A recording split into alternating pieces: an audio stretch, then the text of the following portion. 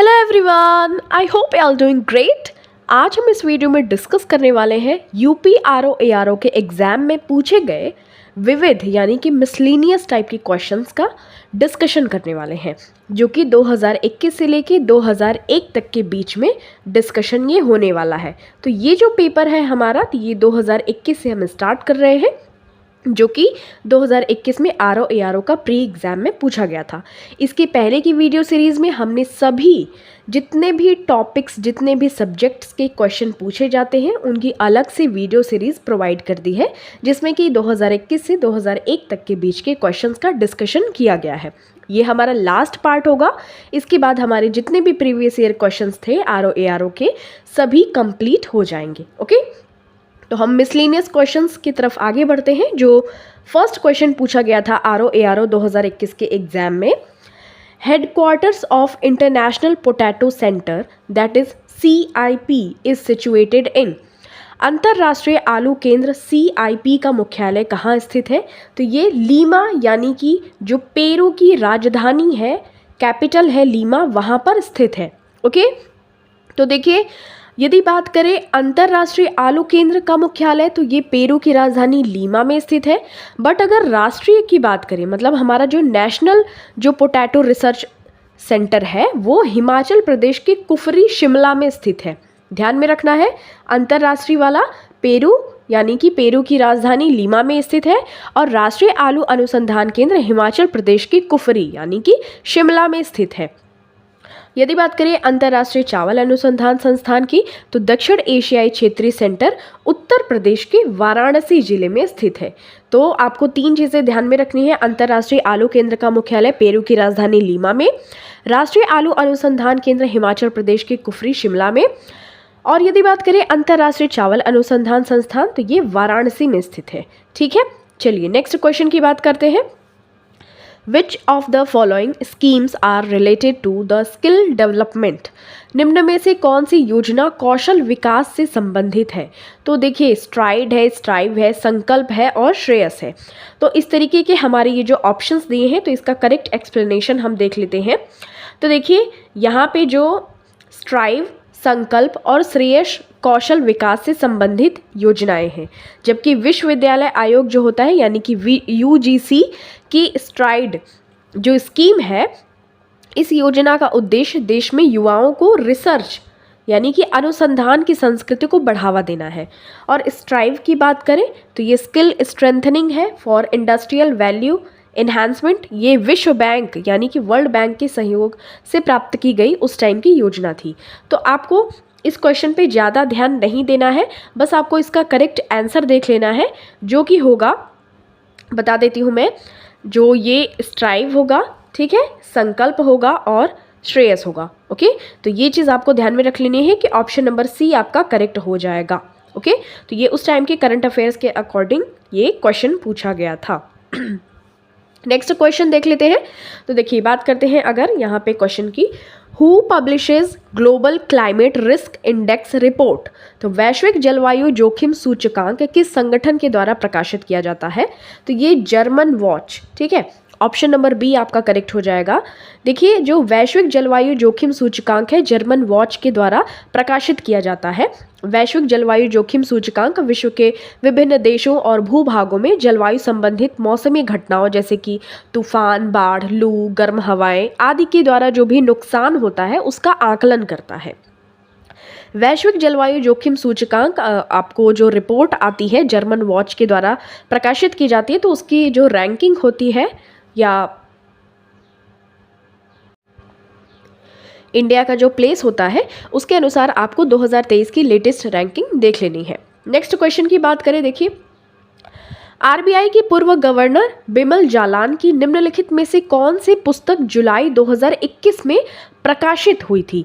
देखिए, ये जो बिमल जालान है ना, ये मोस्ट इम्पॉर्टेंट है, क्योंकि ये जो बिमल जालान है, इनसे UPPCS के एग्जाम में भी क्वेश्चंस पूछे जाते हैं और ये यूपी आरओ एआरओ में भी देखी गई है। तो द इंडिया स्टोरी आपको ध्यान में रख लेना है, जुलाई 2021 में प्रकाशित हुई थी। जो RBI के पूर्व गवर्नर जनरल हैं, ये बिमल जालान, ठीक है, ध्यान में रखना है आपको। जैसे और भी पुस्तकें हैं, the future of India, India's politics और इमर्जिंग इंडिया भी ये बिमल जालान जी की पुस्तक है। ध्यान में रखना, ये पूर्व गवर्नर थे आरबीआई के। The disaster management act was passed by the parliament of India in, Bharat की संसद द्वारा आपदा प्रबंधन अधिनियम पारित हुआ था। तो ये 2005 में ये पारित हुआ था, ध्यान में रखना है। भारत की संसद द्वारा आपदा प्रबंधन अधिनियम वर्ष 2005 में पारित किया गया था और इसके माध्यम से राष्ट्रीय आपदा प्रबंधन प्राधिकरण यानी कि NDMA का गठन किया गया था, जो कि आपदाओं के प्रति समय पर और प्रभावी प्रतिक्रिया के लिए नीतियां, योजनाएं तथा दिशा निर्देश तैयार करने के लिए एक शीर्ष निकाय है। नेक्स्ट क्वेश्चन देखते हैं। ये अरेंज करना है आपको, ये ऋतुओं का ये जो वर्णन किया गया है इनको भारतीय कैलेंडर के अनुसार कालानुक्रम में व्यवस्थित करना है।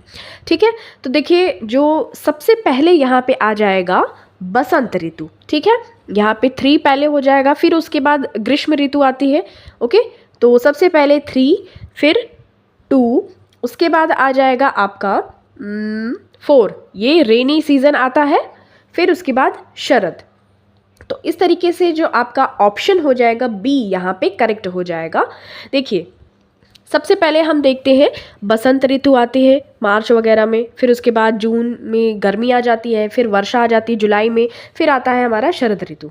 ठीक है, तो इस तरीके से आपको ध्यान में रख लेना है। शक संवत यानी कि कनिष्क के द्वारा जो चलाया गया था 78 AD, तो ये आपको ध्यान में रखना है। उनके द्वारा जो हमारे भारतीय कैलेंडर होते हैं वो शक संवत पर आधारित होते हैं। जिबूती आचार संहिता संबंधित है। जिबूती एक देश है, तो ये देखिए जो international maritime grouping against piracy, समुद्री डकैतों के विरुद्ध एक अंतर्राष्ट्रीय समूह है जिबूती आचार संहिता, कोड ऑफ कंडक्ट। ओके, तो ध्यान में रखना है कि जिबूती की देखिए स्पेलिंग भी होती है डी से स्टार्ट होती है। जिबूती आचार संहिता का संबंध समुद्री डकैती के विरुद्ध अंतर्राष्ट्रीय समूह से है। पश्चिमी हिंद महासागर क्षेत्र, अदन की खाड़ी और लाल सागर में समुद्री जहाज़ों पर होने वाली चोरी और सशस्त्र डकैती का मुकाबला करने के लिए जिबूती आचार संहिता जो कोड ऑफ कंडक्ट है उसको 29 जनवरी 2009 को अपनाया गया था। 2017 में जिबूती आचार संहिता में सऊदी अरब के जिद्दा में संशोधन के लिए अंतर्राष्ट्रीय सम्मेलन आयोजित किया गया था, जिससे कि जो ये जिद्दा संशोधन है इसको किस नाम से अब हम जानते हैं, तो ब्लू इकोनॉमी के नाम से हम जानते हैं। तो ध्यान में रखिएगा, इसके नाम से इसको स्वीकारा गया था। अपने समय का चर्चित उपन्यास जो कि है झीनी झीनी बीनी चदरिया, इसके लेखक कौन है, तो ये अब्दुल बिस्मिल्लाह, ये इसके लेखक है। ठीक है, तो झीनी झीनी बीनी चदरिया के लेखक अब्दुल बिस्मिल्लाह है और यह उपन्यास बनारस के जो साड़ी बुनकर है ना उनकी जिंदगी पर आधारित है। इनकी रचनाएं इस प्रकार की है जैसे अपवित्र आख्यान, मुखड़ा क्या देखें, समर शेष है, जहरबाद दंत कथा, अतिथि देवो भव, रैन बसेरा, शादी का जोकर, टूटा हुआ पंख, कितने कितने सवाल इत्यादि।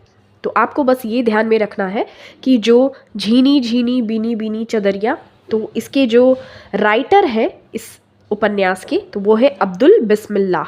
और ये किस पर आधारित है, ये जो झीनी झीनी बीनी चदरिया, तो ये बनारस में बनारसी साड़ी फेमस है, तो उनके जो बुनकर होते हैं उनकी ज़िंदगी पर आधारित है। अब आपको यहाँ बताना है कि निम्नलिखित युग्मों में से कौन सा सही सुमेलित है।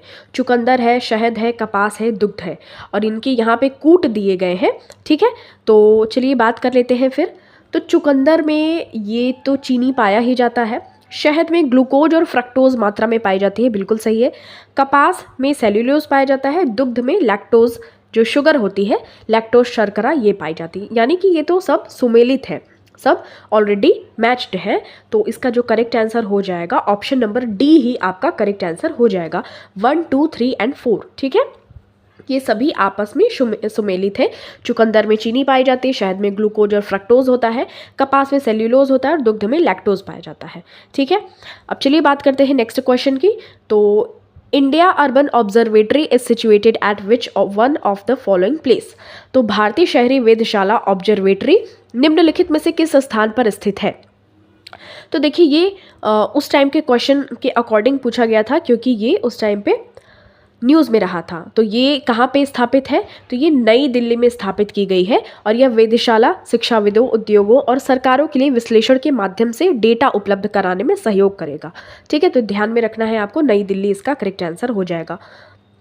अब यहाँ पे सूची दिए गए हैं, सूची 1 सब सूची 2 को मिलाना है। तो ये देखिए यहाँ पर ही हम देख लेते हैं, जैसे कि आम जो फल है सबसे ज़्यादा उत्पादन होता है उत्तर प्रदेश में, लीची तो बिहार में सबसे ज़्यादा, उसके बाद नारियल तो ये केरल में सबसे ज़्यादा, सेब तो ये जम्मू एंड कश्मीर के। तो ये क्वेश्चन तो बहुत ही अच्छा था, मतलब आप नॉर्मल अंडरस्टैंडिंग अगर होगी तो वो भी आप उससे ले जाएंगे ये 1 मार्क्स।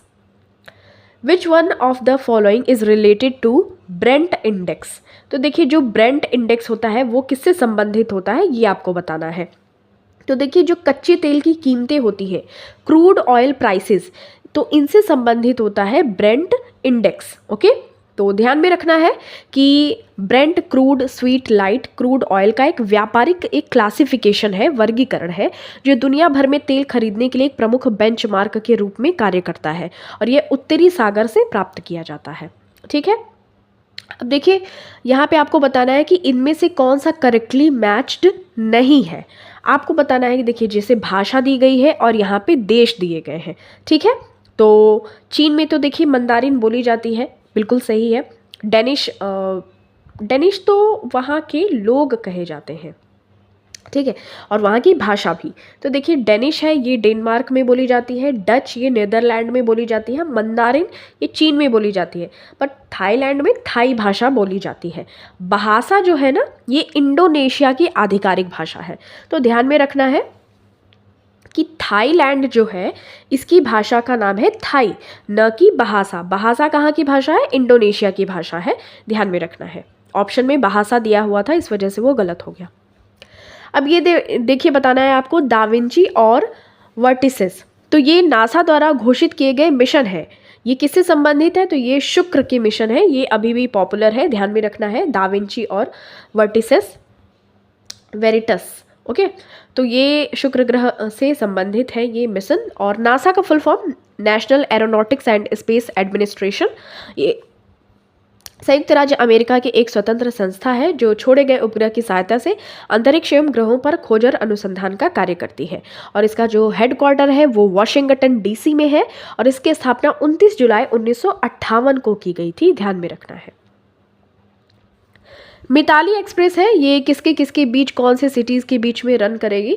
तो मिताली जो एक्सप्रेस है ये बांग्लादेश यानी कि ढाका न्यू जलपाईगुड़ी के बीच में ये रन करेगी। ध्यान में रखना है जो प्रधानमंत्री हैं हमारे नरेंद्र मोदी जी और बांग्लादेश के प्रधानमंत्री शेख हसीना ने हाल ही में मिताली एक्सप्रेस नामक नई यात्री ट्रेन का उद्घाटन किया था उस टाइम पे। ये train Chilahati Haldibari rail link के माध्यम से ढाका को पश्चिम बंगाल के न्यू जलपाईगुड़ी से जोड़ती है। ठीक है, यदि बात करें मैत्री एक्सप्रेस की तो ये ढाका और कोलकाता के बीच में है। बंधन एक्सप्रेसवे तो ये खुलना कोलकाता के बाद ये यात्री ट्रेन शुरू की गई थी। ध्यान में रखना है मिताली वाला तो ये ढाका न्यू जलपाईगुड़ी। ओके, तो ये उस टाइम का क्वेश्चन है, वैसे तो आप ना भी ध्यान रखें तो भी एक जनरल जीके के तौर पे याद रख सकते हैं बस। ट्रेडिशनल फोक ड्रामा भांड पथेर, ठीक है, तो ये किस राज्य का केंद्र शासित प्रदेश कोई है? तो कौन सा ऐसा केंद्र शासित प्रदेश है उससे संबंधित है ये पारंपरिक लोक नाट्य जो कि है भांड पाथर। ठीक है, तो ये देखिए जम्मू एंड कश्मीर का है। ओके, तो भांड पाथर लोक रंगमंच का एक लोकप्रिय रूप है। भांड शब्द का अर्थ होता है मस्खरा, जबकि पाथर का अर्थ होता है नाटक। ठीक है, तो मस्खरा नाटक भांड समुदाय से ये बेसिकली जुड़ा हुआ है और ये वहाँ का नाटक है जम्मू एंड कश्मीर का।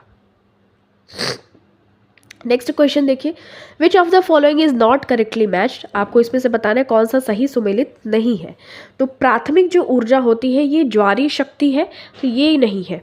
ठीक है, और वाणिज्यिक ऊर्जा में तेल और गैस आ जाता है, गैर वाणिज्यिक ऊर्जा में जानवरों का गोबर आ जाता है, गैर पारंपरिक ऊर्जा में सौर ऊर्जा आ जाती है, नॉन कन्वेंशनल एनर्जी में सोलर एनर्जी आती है, बिल्कुल सही है।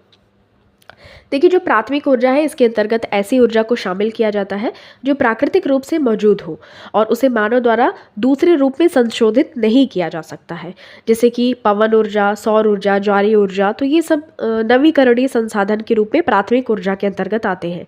ठीक है। उसके बाद ज्वारीय ऊर्जा, ये प्राथमिक ऊर्जा का एक स्वरूप है। तो अन्य विकल्प भी सुमेलित है, परंतु जो उत्तर प्रदेश लोक सेवा आयोग है इसका सही उत्तर विकल्प ए को मानता है कि ये सही सुमेलित नहीं है। ठीक है। चलिए नेक्स्ट क्वेश्चन की बात करते हैं। अब आपको यहाँ पे बताना है, क्रोनोलॉजिकल फॉर्म में लगाना है, तो यहाँ पे ही हम देख लेते हैं। जैसे देखिए, की विलेज स्कीम कुंजी ग्राम योजना, तो इसका वर्ष अगस्त 1952 में आया हुआ था। ये सामुदायिक विकास कार्यक्रम मोस्ट इम्पॉर्टेंट CDP 1952, 2 अक्टूबर 1952 में आया था। ये प्रजातांत्रिक विकेंद्रीकरण की संस्तुति, तो ये नवंबर 1957 में आया था। जिला ग्राम्य विकास अभिकरण, ये अप्रैल 1999 में आया हुआ था। ठीक है। तो ये सारे ही फैक्ट्स आपको ध्यान में रखने हैं। की विलेज स्कीम कुंजी ग्राम योजना, ये अगस्त 1952 में आया था। सामुदायिक विकास कार्यक्रम 2 अक्टूबर 1952, प्रजातांत्रिक विकेंद्रीकरण की संस्तुति नवंबर 1957, जिला ग्राम्य विकास अभिकरण ये अप्रैल 1999। ठीक है। तो यहाँ पे इस तरीके से हमारे ये क्वेश्चंस ख़त्म होते हैं और ये 2021 में पूछे गए जितने भी मिसलिनियस टाइप के क्वेश्चंस थे उनका हम लोगों ने कंप्लीट एनालिसिस किया। चलिए फिर मिलते हैं आपसे नेक्स्ट ईयर के क्वेश्चन में। यूपी PCS1 संकल्प से सिद्धि यूट्यूब चैनल आप सभी के लिए लेकर आया है RO-ARO प्रीमियम प्रैक्टिस बैच, जो कि बिल्कुल बाइलिंगुअल होगा, हिंदी और इंग्लिश दोनों ही माध्यमों में आपको उपलब्ध होगा। यदि इसकी विशेषताएं की बात करें तो 50 PDF टेस्ट सीरीज आपको प्रोवाइड किए जाएंगे GS के, जिसमें 140 क्वेश्चंस होंगे और प्लस हिंदी के भी क्वेश्चंस आपको देखने को मिलेंगे। प्रीमियम क्विज ग्रुप में आपको जोड़ा जाएगा, उसमें आप क्विज के माध्यम से आंसर्स पर टिक करेंगे जिससे कि आपको डेफिनेटली याद हो जाएगा। RO और PCS के जितने भी प्रीवियस ईयर क्वेश्चंस हैं उनकी प्रैक्टिस करवाई जाएगी, आपके सभी डाउट्स को क्लियर किया जाएगा, पर्सनल गाइडेंस भी प्रोवाइड की जाएगी। करंट अफेयर्स का एक अलग ग्रुप होगा, उसमें आपको ऐड किया जाएगा। परीक्षा से पहले जो प्रहार मैगजीन है वो भी उपलब्ध कराई जाएगी, जो कि बिल्कुल करंट अफेयर्स के लिए डेडिकेटेड होती है। रीजनिंग और जो एग्रीकल्चरल डेटा होते हैं, जनसंख्या से रिलेटेड जो भी क्वेश्चंस आते हैं, यानी कि आपका ओवरऑल जो भी सिलेबस है उसको कंप्लीट करवाया जाएगा। इस बैच से यदि आप प्रीलिम्स क्वालिफाई कर लेते हैं तो जो मेंस की एग्जामिनेशन होती है RO-ARO की, उसकी फ्री में आपको निःशुल्क तैयारी करवाई जाएगी। टेस्ट का विस्तृत वीडियो विश्लेषण भी आपको प्रोवाइड किया जाएगा। अधिक जानकारी के लिए आप हमारे टेलीग्राम चैनल को ज्वाइन कर सकते हैं। Thank you. अब हम 2016 में RO-ARO के एग्ज़ाम के क्वेश्चंस का डिस्कशन करने वाले हैं, जो कि विविध सेक्शन से पूछा गया था। तो ये 2016 का क्वेश्चन पेपर होगा, 2021 का हमने ऑलरेडी डिस्कशन कर लिया है। इसमें जो पहला क्वेश्चन पूछा गया था मिसलिनियस का वो था, नीचे दिए गए कथन है उनमें से एक अभिकथन है, ए है यानी कि असर्शन है और उसका रीज़न दिया गया है। तो इसको पढ़ लेते हैं। देखिए, जो असर्शन या अभिकथन दिया गया है कि शिक्षा और संस्कृति के लिए सांस्कृतिक संसाधन एवं प्रशिक्षण केंद्र CCRT की स्थापना 1979 में की गई थी। रीज़न दिया गया है कि CCRT का उद्देश्य शिक्षा को संस्कृति से जोड़ना था। इसका जो करेक्ट आंसर हो जाएगा ऑप्शन नंबर ए हो जाएगा, यानी कि ए और आर दोनों ही सत्य है और आर ए की सही व्याख्या करता है। तो भारत सरकार ने संस्कृति मंत्रालय के अधीन सांस्कृतिक संसाधन एवं प्रशिक्षण केंद्र की स्थापना 1979 में कमला देवी चट्टोपाध्याय और डॉक्टर कपिल वात्स्यायन के नेतृत्व में किया था। इसका मुख्यालय नई दिल्ली में स्थित है। इस प्रशिक्षण केंद्र का मुख्य उद्देश्य बच्चों को सात्विक शिक्षा प्रदान करना और शिक्षा को संस्कृति से जोड़ना है। इस प्रशिक्षण केंद्र के 3 क्षेत्रीय केंद्र हैं। पश्चिम में उदयपुर है, दक्षिण में हैदराबाद है और पूर्वोत्तर में गुवाहाटी में है। ठीक है, तो ये चीज़ आपको ध्यान में रखनी है। नेक्स्ट क्वेश्चन पूछा गया था, Wangala festival is celebrated in the following state. तो वांगला उत्सव मनाया जाता है मेघालय में। करेक्ट आंसर हो जाएगा मेघालय। तो भारत के पूर्वोत्तर में स्थित मेघालय राज्य में बसने वाले गारो जनजाति है, उन समुदाय के द्वारा नवंबर के महीने में फसल कटाई के उपलक्ष्य में वांगला उत्सव मनाया जाता है। इस उत्सव के द्वारा गारो जनजाति सूर्य देवता का सम्मान करते हैं और गारो जनजाति फसल के अधिदेवता सूर्य को मानते हैं। Colour of the tag used on certified speed bags is.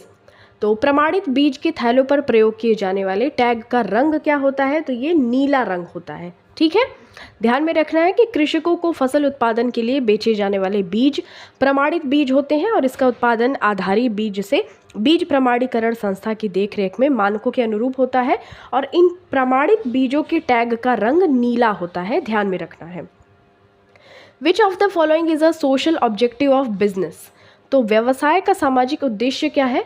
तो एम्प्लॉयमेंट जनरेशन, रोजगार सृजन है।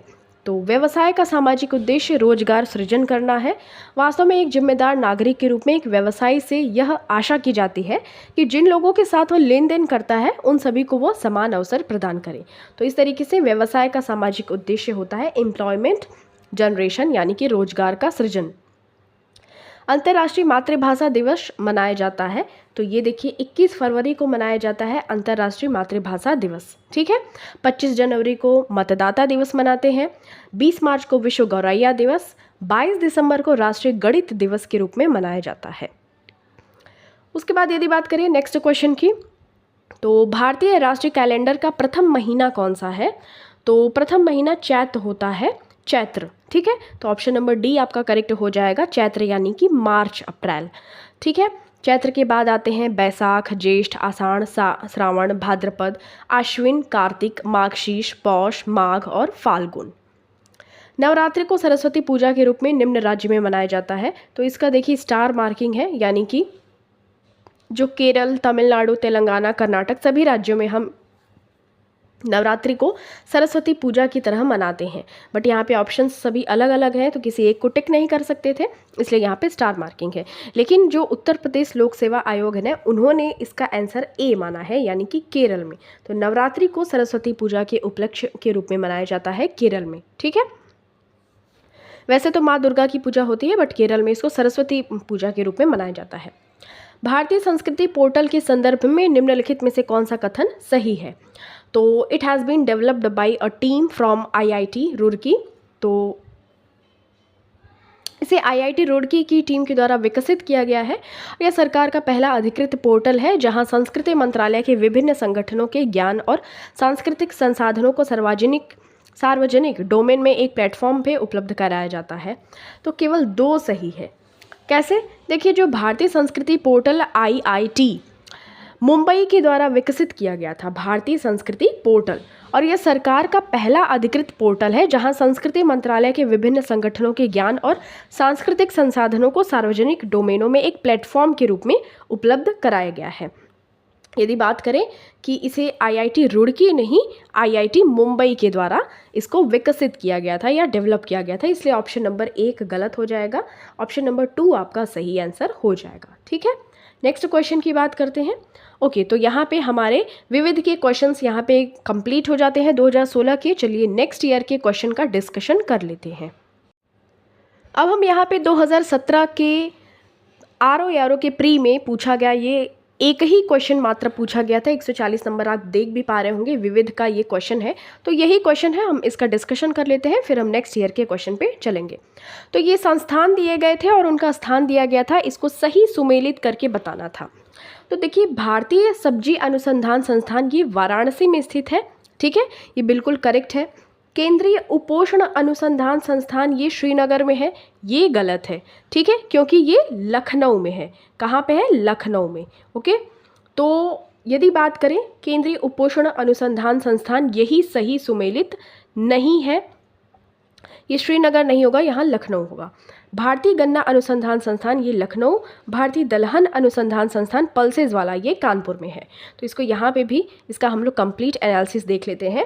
तो देखिए, भारतीय सब्जी अनुसंधान संस्थान ये वाराणसी में है, केंद्रीय उपोषण अनुसंधान संस्थान ये लखनऊ में है, भारतीय गन्ना अनुसंधान संस्थान ये लखनऊ में है, भारतीय दलहन अनुसंधान संस्थान ये कानपुर में है। तो इस तरीके से हमारा ये 2017 का विविध का क्वेश्चन केवल एक पूछा गया था, तो वो कंप्लीट हो गया। चलिए हम नेक्स्ट ईयर के क्वेश्चन पे चलते हैं। अब हम यहाँ पे जो 2016 में एग्ज़ाम हुआ था उसके क्वेश्चन पेपर का डिस्कशन कर लेते हैं। किस वर्ष भारतेंदु नाट्य अकादमी की स्थापना की गई थी? तो ये 1975 में की गई थी भारतेंदु नाट्य अकादमी की स्थापना। तो उत्तर प्रदेश के संस्कृति विभाग द्वारा 1975 में भारतेंदु नाट्य केंद्र की स्थापना की गई थी, जिसका कि 1981 में नाम परिवर्तित करके भारतेंदु नाट्य अकादमी कर दिया गया था। ठीक है, पहले इसका नाम था भारतेंदु नाट्य केंद्र, बाद में अकादमी लग गया था। उसके बाद इसकी स्थापना 2 जुलाई 1975 को लखनऊ में की गई थी।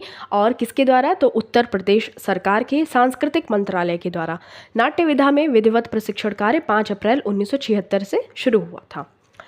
निम्नलिखित में से किस स्थान को सितार और सुरबहार संगीत के इमदाद खानी घराना के लिए जाना जाता है? तो इटावा को। सितार और सुरबहार संगीत के इमदाद खानी घराना का संबंध इटावा से है। इस घराने के कलाकारों में बुद्धा दिव्य मुखर्जी, निशांत खान और सुजात खान प्रमुख हैं। निम्नलिखित में से किसने शंभू महाराज को हिंदुस्तानी शास्त्रीय संगीत की शिक्षा दी थी? तो रहीमुद्दीन खान करेक्ट हो जाएगा आंसर। इन्होंने शंभू महाराज को हिंदुस्तानी शास्त्रीय संगीत की शिक्षा दी थी।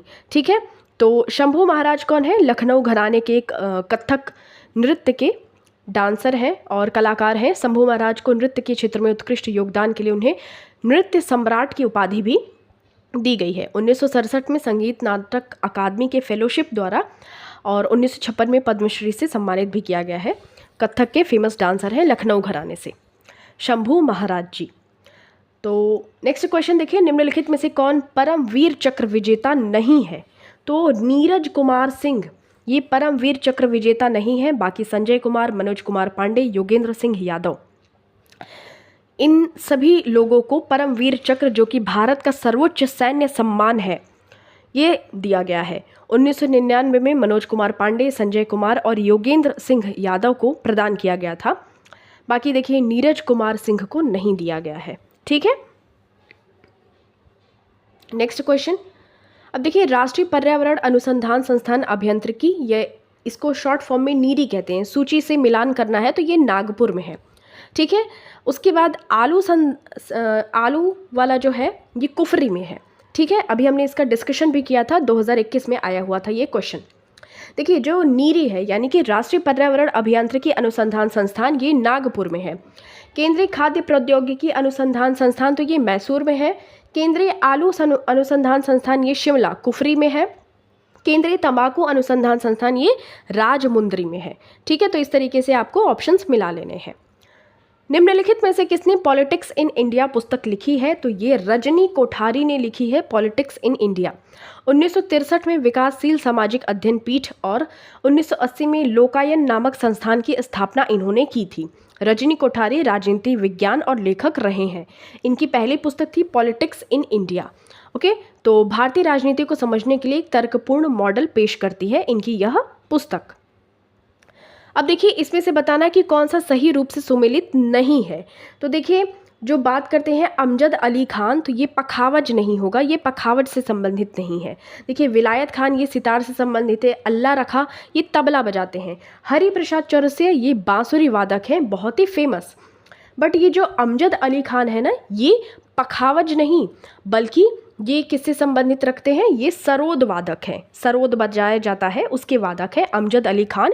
ग्वालियर के सेनिया बंगश घराने से संबंधित हैं ये। इनको भारत सरकार के द्वारा 1994 में कला के क्षेत्र में पद्म भूषण से भी सम्मानित किया गया है। ठीक है, चलिए नेक्स्ट क्वेश्चन देखिए, निम्नलिखित में से कौन लोक संस्कृति को स्पष्ट करता है? तो ये सामान्य लोगों की संस्कृति, जो सांस्कृतिक परिपाटी है, ये लोक संस्कृति को ये स्पष्ट करता है। किसी क्षेत्र विशेष में निवास करने वाले सामान्य लोगों की संस्कृति जो होती है, उसकी परिपाटी जैसे धर्म, त्यौहार, रीति रिवाज, मान्यताएं, कला आदि को लोक संस्कृति कहा जाता है। तो सामान्य लोगों की सांस्कृतिक परिपाटी ही लोक संस्कृति को स्पष्ट करता है। नेक्स्ट क्वेश्चन देखिए, निम्नलिखित में से कौन सा सही सुमेलित नहीं है? इस पे भी स्टार मार्किंग की गई है, तो इसका हम लोग यहाँ पे देख लेते हैं। तो देखिए जो विकल्प सी और डी है, ये दोनों ही सही सुमेलित नहीं है। बाकी देखिए सरदार वल्लभ भाई पटेल कृषि और आनुवंशिकी कृषि एवं प्रौद्योगिकी विश्वविद्यालय, ये उत्तर प्रदेश मेरठ में है, और जवाहरलाल नेहरू कृषि विश्वविद्यालय मध्य प्रदेश जबलपुर में है। ये दोनों ही सही सुमेलित है। किंतु देखिए जो इंदिरा गांधी कृषि विश्वविद्यालय रायपुर छत्तीसगढ़ में है, और आचार्य NG रंगा एग्रीकल्चरल यूनिवर्सिटी ये गुटर आंध्र प्रदेश में अवस्थित है। तो ये तेलंगाना नहीं होगा। ठीक है, तो इसलिए आपका करेक्ट आंसर हो जाएगा। यहाँ पे स्टार मार्किंग इस वजह से की गई है क्योंकि कोई भी करेक्ट आंसर वहाँ पे नहीं है। सी और डी ऑप्शन गलत है। अब ये हमारा लास्ट क्वेश्चन है, 2016 में पूछा गया। तो विनिमय साध्य विलेख अधिनियम ये प्रभावकारी हुआ था, तो ये 1882 से प्रभावकारी हुआ था। नेगोशिएबल इंस्ट्रूमेंट एक्ट 1881 ये दिसंबर में प्रभावित हुआ था और ये पारित हुआ था, लेकिन प्रभावी हुआ था 1882 से। इस अधिनियम को विनिमय साध्य विलेख या संशोधन अधिनियम 2018 द्वारा संशोधन किया गया था और 2 अगस्त 2018 को राष्ट्रपति की सहमति इस पर प्राप्त हुई थी। तो इस तरीके से हमारे यहाँ पे मिसलिनियस क्वेश्चंस जो है 2016 के एग्जाम में पूछे गए आरओ प्री में, तो वो कंप्लीट होते हैं। चलिए हम नेक्स्ट ईयर के क्वेश्चन का डिस्कशन कर लेते हैं। अब हम यहाँ पे 2014 में क्वेश्चन पेपर जो आया हुआ था उसके क्वेश्चंस का हम लोग कंप्लीट डिस्कशन करने वाले हैं। तो देखिए, Indian parliamentary diplomacy speakers perspective नामक पुस्तक जो है किसके द्वारा लिखी गई थी? तो ये मीरा कुमार के द्वारा लिखी गई थी। ये राष्ट्रपति भवन में एक सादे समारोह में राष्ट्रपति श्री प्रणब मुखर्जी द्वारा, पूर्व लोकसभा अध्यक्ष थी जो कि रह चुकी हैं मीरा कुमार, इनके द्वारा लिखित पुस्तक Indian parliamentary diplomacy speakers perspective का विमोचन किया गया था। ये उस टाइम की बात है, उस टाइम के करंट अफेयर से पूछा गया था, तो ये अभी इतना इम्पोर्टेंट है नहीं। निम्नलिखित में से कौन सी बहुउद्देशीय संस्थाएं भारत में कार्यरत हैं? तो इसका जो करेक्ट आंसर हो जाएगा, तो देखिए ये जो ऑप्शन नंबर बी है यानी कि 2 और 4, तो सैमसंग कॉरपोरेशन एंड एलजी, तो ये दोनों ही अभी वर्तमान समय में ये कार्यरत हैं। तो दिए गए विकल्पों में सैमसंग और एलजी कॉरपोरेशन भारत में कार्यरत है। मेघालय का लोक नृत्य कौन सा है? तो ये है लोहो। ठीक है, मेघालय का लोक नृत्य कौन सा है? लोहो है। मेघालय की जयंतिया जनजाति में प्रचलित लोक नृत्य लोहो या लाहो है। बांग्ला भी मेघालय का एक प्रसिद्ध लोक नृत्य है। केंद्रीय औषधि एवं सुगंधित पौधों का अनुसंधान संस्थान स्थित है, तो ये लखनऊ में है। ये मोस्ट इंपॉर्टेंट क्वेश्चन है, ध्यान में रखिएगा, ये क्वेश्चन रिपीट हो चुका है। किसी फार्म के चल लागत पूंजी में निम्नलिखित में से क्या शामिल नहीं है? तो भूमि राजस्व ये शामिल नहीं होता है किसी भी फार्म के चल लागत पूंजी में। चल लागत क्या होता है? जो मतलब उसको हेर फेर करके किया जा सके। जैसे अचल संपत्ति होती है, एक चल संपत्ति होती है। अचल मतलब कि जैसे मकान इत्यादि हो गए तो वो चल फिर नहीं सकते, मतलब वो अचल संपत्ति हो गई। लेकिन जैसे पैसा हो गया, बीज हो गया, सिंचाई जल हो गया, उर्वरक हो गया, तो ये जो किसान होता है वो चल लागत पूंजी लगाता है। तो ये चल लागत पूंजी में शामिल नहीं होगा भूमि राजस्व, क्योंकि ये अचल में हो जाएगा। भारत में किसने आमदनी पर कर की शुरुआत की थी? तो इनकम टैक्स ये जेम्स विल्सन ने शुरुआत की थी इस पर 1860 में। ठीक है, नेक्स्ट क्वेश्चन, लखनऊ बाय पुस्तक किसके द्वारा लिखी गई है? तो ये विनोद मेहता के द्वारा, ये प्रसिद्ध ये पत्रकार है, इनके द्वारा यह पुस्तक लिखी गई है, लखनऊ बाय पुस्तक। निम्नलिखित में से किस राष्ट्रीय उद्यान ने वन्य जीव प्रबंधन के लिए ड्रोन या मानव रहित हवाई वाहन का उपयोग करना प्रारंभ कर दिया है? तो ये बांदीपुर टाइगर रिजर्व है जिसने कि ड्रोन या मानव रहित हवाई वाहन का प्रयोग करना प्रारंभ कर दिया है। ये आई थिंक कर्नाटक में स्थित है। मीठी विरदी परमाणु ऊर्जा संयंत्र निम्नलिखित में से किस देश के सहयोग से स्थापित किया जाएगा? तो ये यूएसए के सहयोग से स्थापित किया जाएगा। ध्यान रखिएगा कि मीठी विरदी परमाणु ऊर्जा संयंत्र गुजरात में ये स्थापित किया जाएगा, संयुक्त राज्य अमेरिका के सहयोग से। अब यहाँ पे कुछ इंपॉर्टेंट फैक्ट्स हैं, इनको आपको ध्यान में रख लेना है क्योंकि ये पूछे जाएंगे। कुडनकुलम जो ऊर्जा संयंत्र है ये तमिलनाडु में स्थित है, सहयोगी देश रूस की सहायता से इसको स्थापित किया गया था। जैतपुर ये महाराष्ट्र में स्थित है, ये फ्रांस के सहयोग से स्थापित किया गया था। कोवाडा ये आंध्र प्रदेश में स्थित है और ये यूएसए के सहयोग से स्थापित किया गया था। जैसे कि मीठी विरदी भी परमाणु संयंत्र ये गुजरात में स्थित है, संयुक्त राज्य अमेरिका के सहयोग से स्थापित किया गया है। हरिपुर ये पश्चिम बंगाल में स्थित है, रूस के सहयोग से। मीठी विरदी अगेन गुजरात में स्थित है प्रदेश में, और ये यूएसए ये सहयोगी देश है भारत का जिसकी मदद से ये स्थापित किया गया है, तो आपको ये ध्यान में रखना है। तो इस तरीके से हमारे जो 2014 यूपी आरओ में पूछे गए थे क्वेश्चन, मिसलेनियस क्वेश्चन, उसका हम लोग कंप्लीट डिस्कशन कर चुके हैं। चलिए हम नेक्स्ट ईयर के क्वेश्चन की ओर बढ़ते हैं। अब हम यहाँ पे 2013 का क्वेश्चन पेपर डिस्कस कर लेते हैं, जो कि मिसलिनियस टाइप यानी कि विविध के क्वेश्चन पूछे गए थे। तो देखिए फर्स्ट क्वेश्चन पूछा गया था, 138 नंबर का है, तो आप देख पा रहे होंगे 140 आने में ज़्यादा देर नहीं लगेगी, मतलब 2-3 क्वेश्चन खाली पूछे गए थे मिसलिनियस के। यूनाइटेड नेशंस डेवलपमेंट प्रोग्राम की 1990 में प्रकाशित रिपोर्ट के अनुसार निम्न में से कौन सा एक मानव विकास सूचकांक की गणना में सम्मिलित नहीं है? तो नगरीकरण ये सम्मिलित नहीं है। तो यूनाइटेड नेशंस डेवलपमेंट प्रोग्राम की सन 1990 में प्रकाशित रिपोर्ट के अनुसार नगरीकरण को छोड़कर अन्य 3 जैसे कि प्रति व्यक्ति आय, साक्षरता और जीवन प्रत्याशा मानव विकास सूचकांक यानी कि ह्यूमन डेवलपमेंट इंडेक्स में शामिल किए जाते हैं। तो ये कौन कौन से ह्यूमन डेवलपमेंट इंडेक्स आधार होते हैं, ये सभी आपको पता होना चाहिए। नगरीकरण इसमें शामिल नहीं किया जाता है। नेक्स्ट क्वेश्चन देखिए, विकास के मानवीय पक्ष पर निम्नलिखित में से किस एक ने सबसे पहले ध्यान केंद्रित किया था? तो संयुक्त राष्ट्र विकास कार्यक्रम, तो इन्होंने सबसे पहले अपना ध्यान केंद्रित किया था विकास के मानवीय पक्ष पर, ओके, जिसमें भारतीय अर्थशास्त्री अमर्त्य सेन का महत्वपूर्ण योगदान था।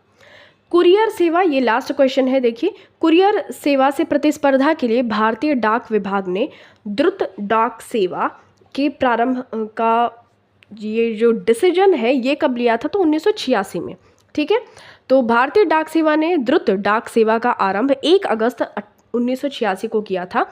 यह सेवा 7 राष्ट्रीय दिल्ली, मुंबई, चेन्नई, कोलकाता, बेंगलुरु, अहमदाबाद और हैदराबाद और 5 अंतर्राष्ट्रीय यूके, अमेरिका, जर्मनी, जापान और हांगकांग गंतव्य स्थलों के लिए आरंभ की गई थी, जिसे अब बढ़ाकर 74 राष्ट्रीय नगरों और 74 देशों तक कर दिया गया है।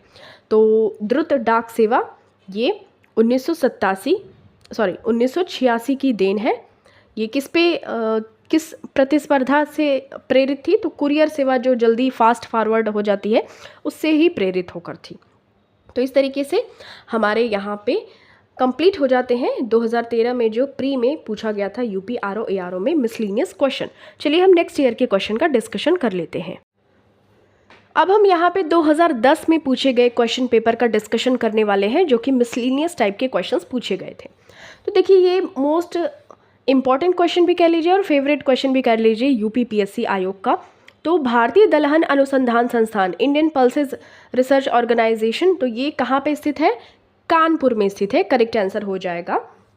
तो इसके अतिरिक्त यदि बात करें तो नई दिल्ली में भारतीय कृषि अनुसंधान संस्थान है। यदि बात करें भारतीय मौसम विज्ञान संस्थान, तो वो भी नई दिल्ली में स्थित है।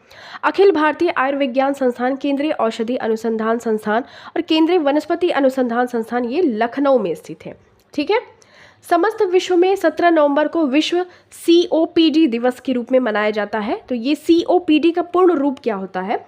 तो क्रॉनिक ऑब्स्ट्रक्टिव पल्मोनरी डिजीज, ये होता है COPD का फुल फॉर्म, ठीक है। तो नेक्स्ट क्वेश्चन देखिए जो COPD दिवस है क्रॉनिक ऑब्स्ट्रक्टिव पल्मोनरी डिजीज के रूप में मनाया जाता है और यह बीमारी मुख्यतः ठंडे ऋतु में आक्रमण करती है, जिसमें मनुष्य की जो रक्त संचार वाहिकाएं होती हैं वो बिल्कुल अवरुद्ध हो जाती हैं, रुक जाती हैं या जाम हो जाता है, जिसके कारण आदमी को जो हार्ट अटैक वगैरह होती है तो इसकी संभावना अत्यधिक बढ़ जाती है। इस समय पूरे विश्व में 200 मिलियन मनुष्य इस बीमारी से पीड़ित हैं। COPD। विश्व में मदिरा का वृहत्तम उत्पादक देश है, तो ये है इटली, ठीक है। इटली आपको करेक्ट आंसर है, ध्यान में रखना है। तो नेक्स्ट क्वेश्चन की बात करें, देखिए यहाँ पे कूट दिए गए हैं, ये कलाकार दिए गए हैं और उनके जो गायन क्षेत्र हैं वो दिए गए हैं, ठीक है। तो ख्याल, ये सूरज खान इसका करेक्ट आंसर हो जाएगा। उसके बाद यदि बात करें पखावज की, तो ये पंडित अयोध्या प्रसाद इसके ये कलाकार माने जाते हैं। वीणा वादन कौन करता है? तो सादिक अली खान वीणा वादन। तबला, तो ये वीरू मिश्र, ठीक है। तो ऑप्शन नंबर C आपका करेक्ट हो जाएगा यहाँ पे आंसर, ओके। तो चलिए यहाँ बात कर लेते हैं एक और बार। तो ख्याल ये सूरज खान कलाकार है, पखावज के पंडित अयोध्या प्रसाद, यदि बात करें वीणा वादन के सादिक अली खान, तबला के वीरू मिश्रा, ठीक है। चलिए नेक्स्ट हम लास्ट क्वेश्चन की बात कर लेते हैं। सूची दिए गए हैं, क्षेत्र दिए गए हैं और व्यक्ति दिए गए हैं। तो हिंदी साहित्य, उर्दू, संगीत एवं नृत्य कला, चित्रकला। यदि बात करें उनके व्यक्ति कौन कौन से हैं, तो रसखान, ज्ञानचंद्र जैन, सविता देवी और सतीश चंद्र। तो देखिए बात करते हैं, ये आपस में आमने सामने मिले हुए हैं, यानी कि हिंदी साहित्य में जो संबंधित व्यक्ति हैं वो रसखान है। उर्दू में ज्ञानचंद्र जैन है। उसके बाद यदि बात करें संगीत एवं नृत्य कला में तो सविता देवी हैं। चित्रकला में सतीश चंद्र हैं। ठीक है, तो ये आपको correct answer option number A ध्यान में रख लेना है। ये वही उसका एक्सप्लेनेशन है। हिंदी साहित्य तो रसखान व्यक्ति हैं इसमें, उर्दू के क्षेत्र में ज्ञानचंद्र जैन, संगीत एवं नृत्य कला में सविता देवी, चित्रकला में है सतीश चंद्र। ओके, तो ये चीज़ आपको ध्यान में रखनी है। तो इस तरीके से हमारा ये नाम परिवर्तित है, नाम चेंज हो गया है, यूपी आरओ एआरओ अब कहते हैं, बट 2010 में यूपी यूडीए एलडीए के नाम से जाना जाता था। चलिए तो फिर हम नेक्स्ट ईयर के क्वेश्चन का डिस्कशन कर लेते हैं। यहाँ पे हम नेक्स्ट ईयर के क्वेश्चन का डिस्कशन कर लेते हैं जो कि विविध से ही पूछे गए थे।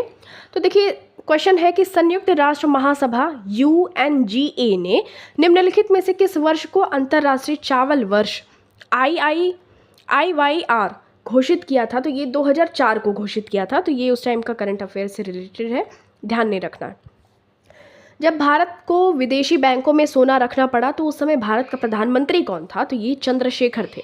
ठीक है, तो उस टाइम पे जो भारत के प्रधानमंत्री थे वो थे चंद्रशेखर जी, और जब विदेशों में भारत को अपनी सोने को रखना पड़ा था।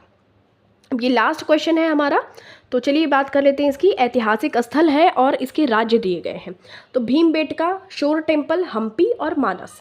तो देखिए यहाँ बात करें यदि तो भीमबेटका मध्य प्रदेश में हो जाएगा, और उसके बाद यदि शोर टेम्पल की बात करें तो ये तमिलनाडु में हो जाएगा, हम्पी ये कर्नाटक में हो जाएगा और मानस असम में हो जाएगा। यहाँ चलिए यहाँ पे बात कर लेते हैं इसकी। तो ये हमारा लास्ट क्वेश्चन हो जाएगा। 2010 स्पेशल एग्जाम हुआ था। भीमबेटका मध्य प्रदेश में, शोर टेम्पल ये तमिलनाडु में, हम्पी कर्नाटक में और मानस असम में। ठीक है, तो इस तरीके से हमारा ऑप्शन नंबर बी यहाँ पे करेक्ट हो जाएगा। तो चलिए हम नेक्स्ट ईयर के क्वेश्चन का डिस्कशन कर लेते हैं। अब ये हमारा लास्ट ईयर है और इसके बाद हमारे जो जितने भी मिसलिनियस टाइप के क्वेश्चन है वो हमारा कंप्लीट हो जाएगा। ओके, तो ये देखिए 2001 में पूछा गया था यूपी यूडीए एलडीए का प्री एग्जामिनेशन जीएस के 2001 के क्वेश्चन। ठीक है, तो पूछा गया था कि एटीएफ एशिया टेनिस कप 2000 के विजेता कौन है। तो ये डैन उड़नचोक उस टाइम पे थे, तो ये इतना ध्यान में नहीं रखना है। यूएस हॉफमैन कप 2000 की महिला एकल की विजेता कौन थी।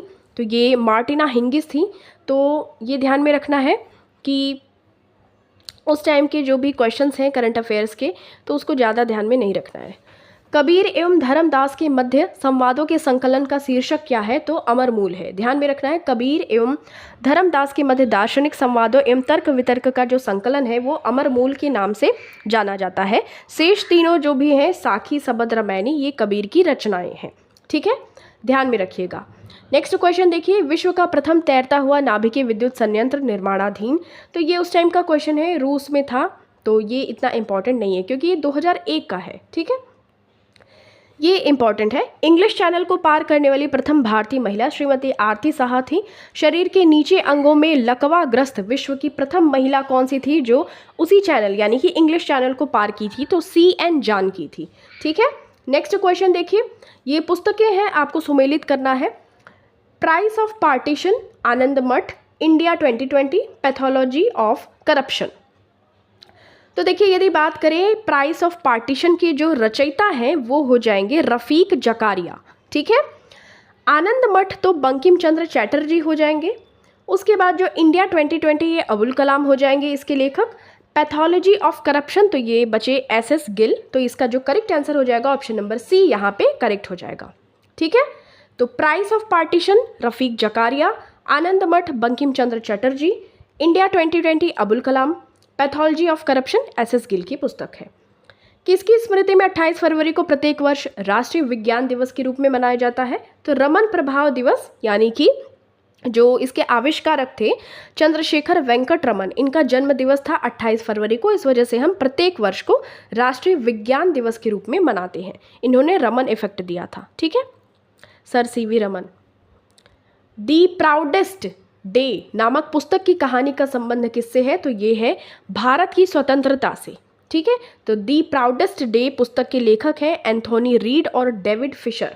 इनकी पुस्तक की कहानी का संबंध भारत के स्वतंत्रता संघर्ष से संबंधित है। लोसांग एक उत्सव है, मनाया जाता है, ये सिक्किम में मनाया जाता है। लोसांग उत्सव सिक्किम में भोटिया जो समुदाय है ये लोसांग फांग लेप्साई एवं लोसार ये प्रमुख रूप से मनाते हैं। निम्नलिखित देशों में से कौन प्रत्येक मास के अंतिम शनिवार को राष्ट्रीय स्वच्छता दिवस मनाता है? तो ये फ्रांस। ठीक है, ध्यान में रखना है कि अंतिम शनिवार को ये राष्ट्रीय स्वच्छता दिवस के रूप में सेलिब्रेट करते हैं। यदि हमारे भारत की बात की जाए तो 2 अक्टूबर गांधी जयंती के दिन 2014 को नरेंद्र मोदी जी के द्वारा स्वच्छ भारत मिशन का भी शुभारंभ किया गया था। निम्न कथनों में से कौन सा कथन सत्य नहीं है? तो देखिए, जो नेपाल में भारतीय रुपया वैध मुद्रा नहीं है ये गलत कथन है। बाकी देखिए, विश्व में नेपाल एकमात्र हिंदू राज्य है, सही है। नेपाल में गोवध प्रतिबंधित है, ये भी सही है।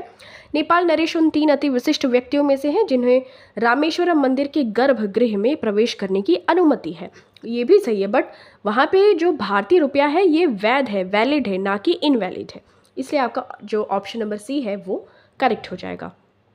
ठीक है, तो यदि बात करें, देखिए नेपाल में भारतीय मुद्रा रुपया वैध है। इसकी जो राजधानी है ये काठमांडू में है, जहाँ पे जो दक्षेश है, दक्षेश देशों का, सार्क देशों का मुख्यालय, हेडक्वार्टर भी है काठमांडू में।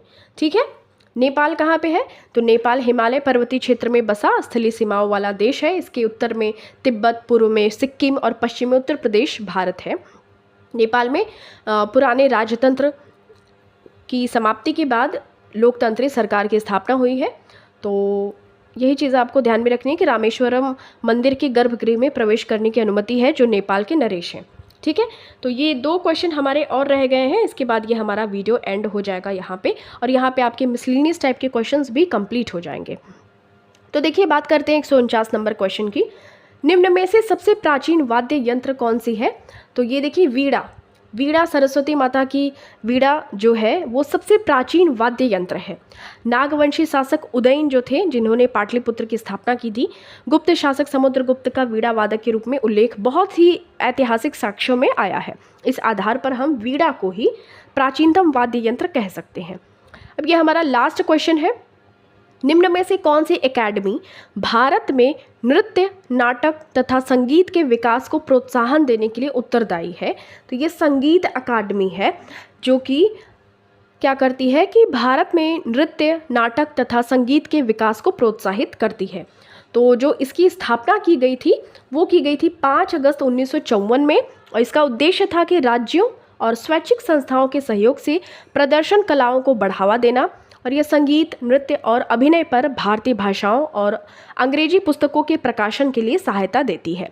प्रतिष्ठित कलाकारों और विद्वानों को पुरस्कार और फेलोशिप भी प्रोवाइड करती है। तो इस तरीके से जो संगीत नाटक अकादमी है, ध्यान में रखना है कि ये देश विदेश में भारतीय कला के प्रति समझ बढ़ाने के लिए और इसके प्रसार प्रचार के लिए भी इस उद्देश्य को ध्यान में रखते हुए भारतीय सरकार ने 1954 में दिल्ली में ललित कला अकादमी की स्थापना की थी। ध्यान में रखिएगा। ठीक है, प्रारंभ से अकादमी हर वर्ष समकालीन कला और प्रदर्शनी आयोजित करती है, जिसमें 50,000 रुपये, 15 राष्ट्रीय पुरस्कार दिए जाते हैं। राष्ट्रीय नाट्य विद्यालय विश्व में रंगमंच का प्रशिक्षण देने वाली सर्वोच्च संस्थाओं में से एक है। तो ध्यान में रखिएगा, जो एकेडमी है संगीत एकेडमी, ये 1954 में स्थापित की गई थी। तो इस तरीके से हमारे यहाँ पे सभी क्वेश्चंस कंप्लीट होते हैं, और यहाँ पे हमारा जो प्रीवियस ईयर क्वेश्चन सीरीज़ था वो भी कंप्लीट होता है पूरी तरीके से। सभी क्वेश्चंस का डिस्कशन हमने बहुत अच्छी तरीके से किया है, और इसके पहले की वीडियो सीरीज़ अगर आपने नहीं देखी तो उसको ज़रूर जाके देखिए, ताकि आपका जितना भी प्रीवियस ईयर क्वेश्चन है ना वो कंप्लीट हो जाएगा। देखिए, लोग कहते हैं कि वीडियो देखने से क्या है, आप खुद, आपके पास बुक है, आप बुक पढ़िए। बट देखिए, अगर आप इसी विविध के क्वेश्चन को अगर आप खुद से पढ़ने जाएंगे ना, आपको 4 घंटे से मैक्सिमम लगेंगे। मतलब अगर मिनिमम भी कहा जाए तो 3 घंटे तो लगने ही है। ठीक है, अगर आप वीडियो के थ्रू कर लेते हैं तो आपका साथ ही साथ रिवाइज भी हो जाता है। अगर आप 2 से 3 बार सुन लेते हैं तो आपकी ज़्यादा मेहनत भी नहीं लगती है। तो बाकी आपके ऊपर है, आप बुक से करना चाहते हैं तो बुक से भी कर लीजिए, अगर आप वीडियोज़ के थ्रू करना चाहते हैं तो वीडियोज़ के थ्रू भी अवेलेबल करवा दिए गए हैं सभी सब्जेक्ट्स के। तो इस तरीके से हमारा RO ARO का 2021 से लेके 2001 तक के जितने भी क्वेश्चन पेपर का डिस्कशन करना था वो कंप्लीट होता है। और इसके बाद मिलते हैं आपसे नेक्स्ट वीडियो सीरीज़ में। वो हिंदी की हो सकती है या कोई और सब्जेक्ट हो सकता है, तो वो आपको इसकी सूचना दे दी जाएगी। ठीक है, thank you so much for watching this. मिलते हैं आपसे नेक्स्ट वीडियो में।